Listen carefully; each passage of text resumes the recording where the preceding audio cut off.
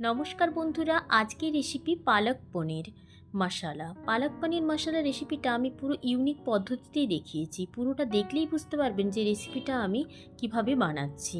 আর এখানে যে পনির রেসিপিটা আমি করে দেখিয়েছি, এটা আগের ভিডিওতে করেছি। এই ভিডিওতে আমি এই রেসিপিটা দিইনি। এর আগের ভিডিওতে দেখেছি, আপনারা দেখে নিতে পারেন যে সবুজ কালারের পনিরটা পালং শাক দিয়ে কীভাবে বানালাম। চলুন বন্ধুরা, দেখে নেওয়া যাক রেসিপিটা। প্রথমে আমি কড়াইয়ের মধ্যে 2 টেবিল চামচ সাদা তেল দিয়েছি। এরপরে আমি পিস পিস করে কেটে নেওয়া পনিরগুলোকে ভেজে নিচ্ছি। হালকা ফ্রাই করলেই হবে। এখন আমার পনিরটা ভাজা হয়ে গেছে। এরপরে আমি কড়াইয়ের মধ্যে যেই তেলটা ছিল তার মধ্যেই 1 টেবিল চামচ বাটার দিয়ে দিলাম। এরপরে 5 কোয়া রসুন আর 2টো কাঁচা লঙ্কা, 3টে স্লাইস করা আদা দিয়ে একটু হালকা নেড়ে চেড়ে নিচ্ছি, মানে মিডিয়াম ফ্লেমেই রাখবো, একটু হালকা ভাজা হয়ে যাবে। এরপরে দিয়ে দিচ্ছি 1 বাটি পালং শাক। এইটাই পদ্ধতিটা নতুনত্ব দেখাচ্ছি। আর ধনে পাতা দিয়েছি 1 বাটি। এখানে আমি এটা বাটারের মধ্যে ভেজে নেব, সেদ্ধ করব না। এরপরে ভাজা হালকা হয়ে গেলেই আমি এখানে দিয়ে দেব একটু স্বাদ অনুযায়ী লবণ দিয়ে দিতে হবে। লবণ দিয়ে দিলাম। এরপরে আমি এখানে একটু সামান্য হলুদ দিয়ে দিলাম। যেহেতু শাকের রেসিপি, সেই জন্য একটু হলুদ দিতেই হবে। এরপর ভালো করে নেড়েচেড়ে নিলাম। এরপরে দিয়ে দিচ্ছি এখানে আমি 5টা কাজু গোটা, কিন্তু এখানে হাফ আছে বলে কাজুটা আমি এখানে 10টার মতো দিয়েছি। আর কিশমিশ দিয়েছি 15টার মতো, একটু ভিজিয়ে রেখেছিলাম জলে। এরপরে দিয়ে ভালো করে নেড়েচেড়ে নিচ্ছি। এখন মশলাটা পুরোপুরি ভাজা হয়ে গেছে। এরপরে আমি একটা মিক্সি জারের মধ্যে নিয়ে নিচ্ছি পুরো মশলাটাকে। এরপরে আমি মশলাটার মধ্যে 1 টেবিল চামচ টক দই দিয়ে খুব ভালোভাবে মিহি একটা পেস্ট করে নেব। এখানে যদি জলের প্রয়োজন হয় সামান্য জল দিয়েও পেস্টটা বানিয়ে নিতে পারেন। এরপরে কড়াইয়ের মধ্যে 2 টেবিল চামচ রিফাইন্ড অয়েল দিয়ে দিলাম।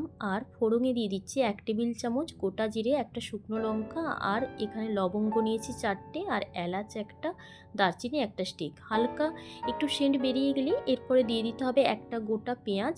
খুব ছোট্ট ছোট্ট করে কুচি কুচি করে কেটে নিতে হবে। লম্বা ঝিরিঝিরি কাটলে হবে না, এইভাবেই কাটতে হবে। এরপরে লবণ দিয়ে হালকা ভেজে নেব। খুব বেশি ভাজলে হবে না, একটু হালকা ফ্রাই করলেই মুখে মশলার মধ্যে পুরো মুখে পড়লে খুব ভালো লাগে এই পেঁয়াজটা। এখন আমার ভাজা হয়ে গেছে পেঁয়াজটা। এরপরে আমি দিয়ে দিচ্ছি পেস্টটা। এরপরে পেস্টটা দেওয়ার পর মশলার বাটি ধোয়া জলটাও দিয়ে দিচ্ছি। আর এখানে হাফ টেবিল চামচ আমি রেড চিলি পাউডার দিয়ে দিলাম। দিয়ে ভালো করে নাড়াতে থাকবো মিডিয়াম ফ্লেমে।